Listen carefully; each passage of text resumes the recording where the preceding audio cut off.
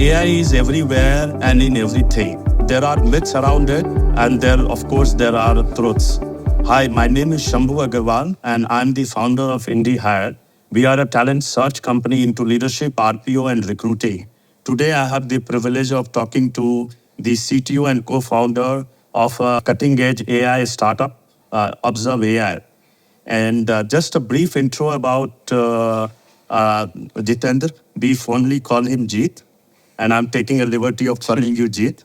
So Jeet is an engineering student, and then he did his doctorate, PhD in speech and NLP from UK, from Edinburgh.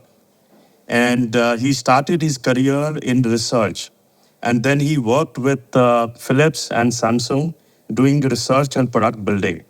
And Jeet has, to his credit, more than 50 publications which are read worldwide. And he has multiple patents to his name. He is a researcher at heart and a product builder with his, so many years of experience. And he co-founded this company, Observe AI, which is going to revolutionize how contact center industry works at the global level. There are millions and billions of interactions which happen between the agents from the contact center and the end customer. Jeet, we just wanted a little bit from you. Anything I missed out? Sure. Thanks again, and glad to be part of this discussion. As you mentioned, the year I've seen there very closely over the last 2 decades, and I can't say, more about what the current place we are in. It's really, really exciting to see many of the AI and machine learning developed last 2, 3 decades are seeing the light of the day now. And this is really, really fueled by the ChatGPT and other innovations happened last year. So in my perspective, there are a lot of things people have done 2, 3 decades or before in various research labs and various companies, but all of them are seeing the light last 5 years or so, and we will see much more applications in the near future. That's really exciting for me, being a researcher and now more playing the role of product building in AI. Right. And that you talking, Jeet, from touching multiple industries, touching multiple spheres of life, both at work, at home. That's where AI is going to be. Definitely. And the fundamental algorithms are same, but now we can apply from healthcare to e-commerce and now we are applying on contact center, which is very large industry where the human communications are the main data point there, and how can we really automate some of these things, and that will really impact the users to move from mundane jobs to the more creative, more challenging work in whatever they do day to day. Right. So, AI is getting taught, Jeet, so much in every context today. And of course, people have started embracing it as they move forward. And today, it's very hard not to have heard about AI. And most people know that what it is and what it does.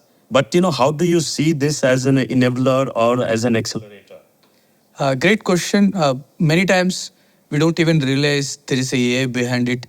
For example, if you're ordering groceries on a Zipto or you're buying food on Swiggy, there's behind the AI model. It's either recommending particular restaurants based on your previous orders, or it is suggesting based on the distance, time, everything. So it's already doing that. So we're already get used to it. If I talk to my daughter, she doesn't even think that there is large machine learning model powering that. They've taken that for granted. And same thing you're seeing on Netflix or Amazon, where all the recommendations and everything Google searches, everything is powered by the AI. But what we will see is now more and more we'll see the AI in our day-to-day job, where AI started assisting us. For example, for programmers like all of us, like the Copilot, everything. I mean, they start giving the code templates for us, where if I don't remember a particular syntax of a particular language, I don't really need to Google and spend a lot of time. I can just go and ask the Copilot or ChatGPT, and these large language models were able to help me immediately without losing any time, and that's where the efficiency and productivity will increase a lot. And we are seeing this in every part of that. And as Observe, we are really helping our users, majority of our user contact center agents, where we are helping them to do their job more efficiently and more fast. Right. So, to a layman, Jeep, would I use an example? Let's say if I'm running at 100 kilometers per hour or 100 miles per hour, and with AI as a co-pilot, can I safely say I can run at 150 or 200 kilometers or miles per hour? Yeah.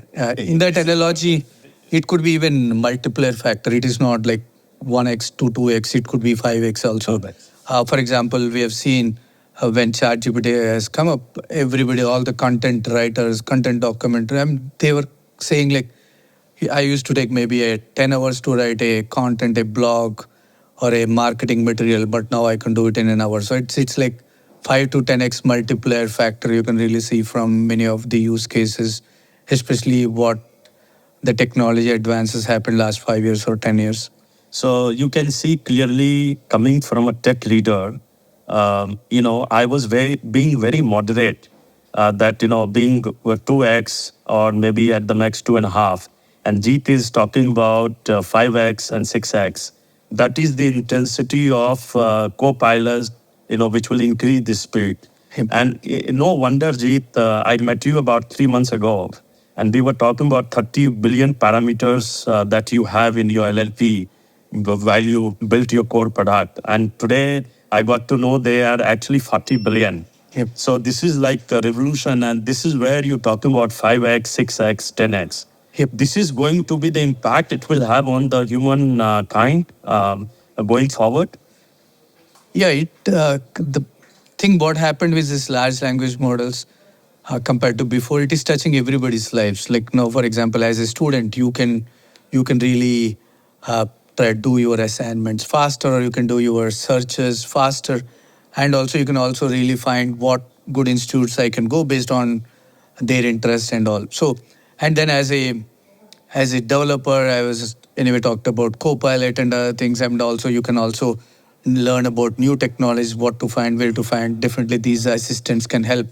And we also talked about content generation from marketing teams, and even people who are executives. They can really kind of tune their scripts, everything, and very easily with AI. Right. And but whatever I said, end of the day, AI is a tool. It's like any other tool. It depends on how you choose to use it. Like, so that's where all that regulations and safeguarding is coming from the government, and which is really important to have, so that no bad actors play with these tools. Right. So, Jeet, you were one of the significant contributors when Samsung was building a voice assistant called Bixby. That's equivalent of Siri. ChatGPT was launched last year. And before that, everybody knew that AI was there. But ChatGPT actually made it, every household name, especially the AI. So, maybe the audience would like to know that AI existed like for how many years roughly, which, you have spent like 20, 25 years in the industry, and how it is, suddenly gained the centerpiece of attention for everything, and why it is so important, and going forward, why it will be so much important that everybody should embrace it. Great question. This is definitely since I've seen last 2 decades, and I can really see how I can really tell how these things have evolved. And for example, I put it, this is a third generation of AI. In the first generation, which is like early 2000, where mobile phones, or mid 2000, we've seen they try to recognize a phone number. You can really tell a mobile phone, okay, call 99, whatever, some number, and it will do. Or call Shimbo, it will do. But it can't do anything, even if you say, can you call this number, but instead of 2, it could be 4. If you say anything, it was not able to do. It was just whatever you tells, very small commands it used to do. But then we were developing Bixby, or Apple did Siri, and all those. They went into the second generation of this voice assistants, where you can really talk about multiple intents. When I mean, like, okay, you can say that, okay, can you search for hotels which are pet friendly, or can you search hotels where the cost of room is less than 10,000 rupees. So you can give much more commands which are carrying multiple queries, and this still able to do. And that's where these tools became very popular in mid 24. I mean, 2010, like 14, 15, and we have seen a very high proliferation of all these tools. And in fact, Samsung, when I was working at Samsung, we extended from mobile phones to other products like refrigerator, where there is a screen on the door where you can really ask recipes, and or while doing a cooking, like you can also play your favorite Netflix a season, or you can listen some music through Spotify. So many features were there. And also Samsung went in extent to put it in a washing machines and other utilities where it's easy for users to just dictate a command and machine will work. And then what we are doing at Observe is what I call it as a third generation, where it is much, much more nuanced. It's like the conversation we have. And many times I may be repeating some sentences, or I'm cutting some sentences, I'm rephrasing some sentences, which is very, very hard for the previous generation of missions, where we have to really tell about short sentences with clear articulation. But now we can talk like how humans generally converse, and then the machine can still understand and do the intent. That's where the power of what we're building it up. So and what all these technologies have developed over the time. And the good part, that whatever the techniques were existed before, they keep getting developed. But the good part with ChatGPT, it reached out to the household audience. It reached to students. It reached to everyone, all of us. It's democratized. Democratized. So that Everybody knew about AI. Yeah. Everybody today knows AI. that is really good, really good for people like me, where we know some of these technologies existed, but they've not broken these glass barriers and went to everybody. So they were still like, okay, into a very, very expensive phone or very, very expensive product, and it only reached out to few people. But now with ChatGPT, I think it is reaching it to the everyone, and it's really, as you said, democratized. Democratized. And you feel that this is the third generation of AI. What you have seen over your many years of research career and the product building career. Yes. And this will further evolve. This definitely further evolve, and it's evolving very, very fast. Maybe, as I was telling, the first generation would have taken 10, 15 years or more. Second generation would have taken 10 years. Now the third generation is Just for 4 years or something, and then we will hit another big generation. And it's as a researcher, it's really, really exciting to me. And every weekend I spend at least couple of years, couple of hours, what is going to happen? I mean, that's kind of is a FOMO as well as it's an excitement for me. What I'm hearing today from on a lot of research papers, or what is going on in the world, because as you said, like it could be even 4 years, could be 3 years, and the next generation would be even shorter. So to a layman, in the mobile world, we have 2G, 3G, 4G, people talking about 5G. There are lot of stuff already coming, 6G. So can I safely say that AI will also evolve, like we are in the third generation now, which is third G AI, we can say. So there will be 4G AI, there will be 5G AI. Yeah. So, and there the multiple will not be 5x. It will be even much more intense. Yeah. Oh, okay. And it's multiplication, multiple factor in one industry, and now it's also proliferation to other industries. That's what we have seen from second generation to third generation, where it's going into some other industries like marketing, healthcare, like so more and more. So one, it's also expansion, another is also vertical, where it's getting better and better what it does. Maybe earlier it was doing, like I was telling, in the context of voice assistance or voice interaction, where in second generation it is trying to solve like a 10-word sentence or a 20-word sentence. Third generation solving into it's language model. And also it's solving a much, much longer conversations with a large language model. So one, the technology is increasing as in terms of the size of the models and all. And then that's where the use cases are also getting expanded, where it can do much longer job. And nobody, after some time, nobody even look at meeting minutes. You can just ask questions. Okay, what happened in this meeting? What did Shimbu said? And what was his most frequent word? And what Jeet said, I mean, what was his main highlights? I mean, everybody can mission can answer. It will happen. No, that's really wonderful. So, Jeet, you are building a B2B product. This is essentially used by contact center industry, where they can decode a lot of customer interactions, create a lot of insights, and use those insights on the move at the moment, immediately, faster, to drive revenue, customer satisfaction, sales performance, and profitability. Now, so this is a great example of how AI is interrupting or accelerating an industry which is already there for so many years.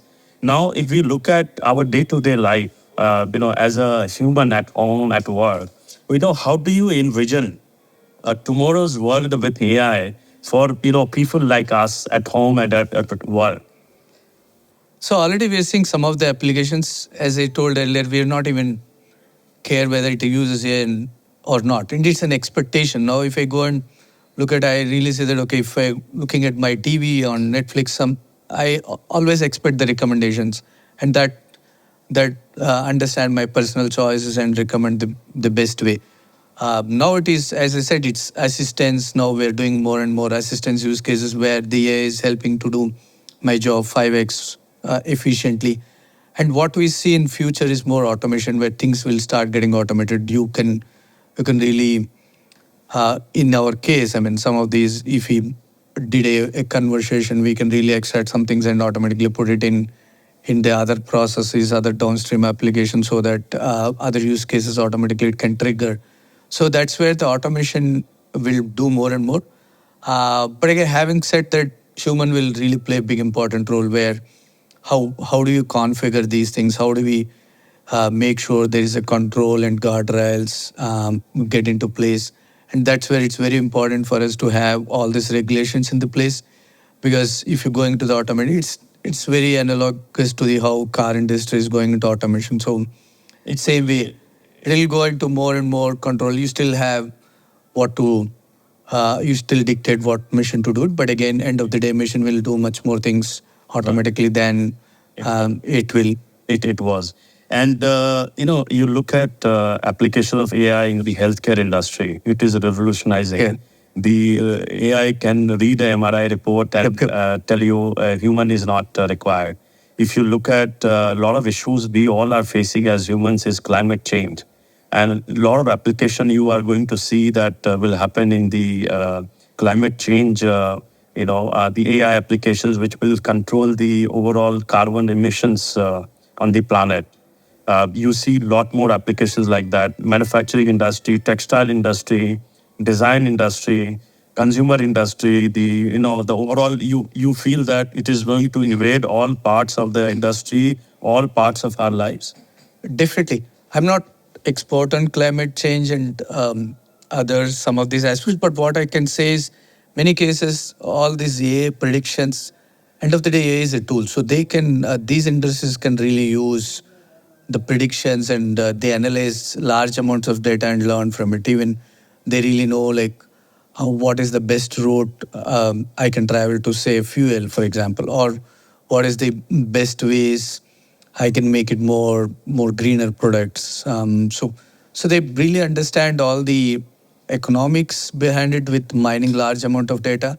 And also now the other industries like the chemical industry, even we are seeing a lot of healthcare industry using a lot of AI to simulate some of their experiments so that it doesn't really take so much effort to or save so much effort in doing manual. So what I'm trying to say is AI as a tool can really revolutionize some of these spaces where they can, they also can build their products much faster and efficiently with use of large amount of data. And which will have positive impact on the climate. Yep. Like Ajit, you lived and worked in US, UK, Switzerland, South Korea. I was reading in one of the magazines about the street lights in Korea. So as no car is there on the road or somebody is not walking, the street lights will go off on its own. And if somebody is walking, car is moving, the street lights will come. That's like saving tons of energy. Yeah. And that indirectly reducing the carbon footprint. So I think as a layman, that's what I could understand the application of AI So is my, the interpretation of AI with respect to climate change is the right one? Oh, a very apt example. I mean, I can definitely nostalgic about my regular trips to South Korea, and I was used to be amazed by the way the technology was there. I mean, first time when I see there was no key for a room, like it was. I'm talking about maybe 10 plus or 15 years ago, and everything is automatic. It's whatever the face recognition or the key number, everything works there. Like you mentioned, very very automatic, and I've seen even the first 5G implemented on the highways when we're trying at even 60 miles per hour, it detects and put the toll on whatever the card I put it. It does. You don't need to slow down and give time for image, time to acquire the image and scan it and put it in the right place. But all these things happens at a 60 miles per hour or 60 kilometers per hour. So that's a very good example you quoted. Got it. Yeah. No. So that's, I think it's going to impact a lot more. What will happen when AI will face a moral dilemma? As a researcher, as the practitioner of machine learning, deep learning, and the AI, do you think that will ever happen?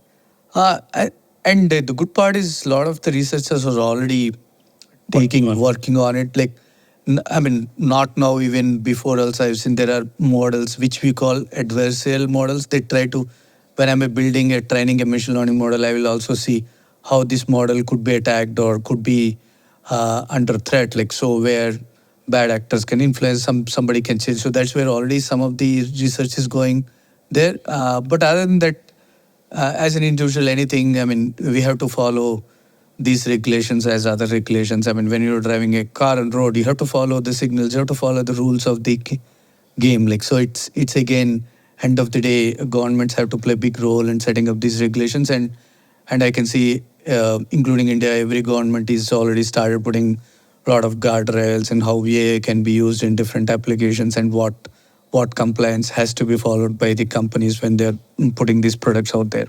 Oh, okay. That's interesting. Now, Jeet, coming to the talent, what would be your advice to techies who are going to build their career in AI? Because that's where most of the demand is today, and that's where in the future they are going. Great question. That's very close to my heart. I mean, I have very strong opinions on how people can build a career. Basically, the foundations are very, very important. So you don't need to rush and do something. So understand the mathematics behind it, understand the machine learning behind it. Because in whatever my experience, I've not seen the big change in the underlying techniques we use, but there are other things built. But there's still like some of the basics are still hold. That's where give enough time to your fundamentals basics strong so that another new technology comes up, you can really adopt it and learn it faster. Because if you don't have those basics strong, the technologies are keep changing. As we discussed earlier something was 15 years, 20 years, now it is 5 years. So if you know something, you can guarantee that, okay, this will change after that. Now you can't say, I know how ChatGPT works or how GenAI works, but in tomorrow or after a few years, something new comes. So that's why fundamentals are important. That's one aspect. Another thing is you always should have the problem mindset. You have to understand the domain you're working, whether it's a healthcare, whether it's a contact center.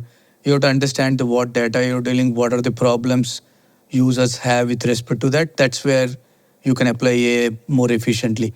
It is not like, okay, you have a tool and you can put it everywhere, but you have to really have to use it in right fashion. So that's where ML engineers, that's very, very important. They have to understand what problems they're solving. They should not be too much excited with the algorithms and all, but understand the fundamentals, understand the problem, and then you have to be aware of what is going to happen. So you have to really give time for learning what is coming up, because that's very, very important, because what you're doing will obsolete tomorrow. So you have to really catch up every day to the new techniques. Right. And while you are building so many products releasing from here, now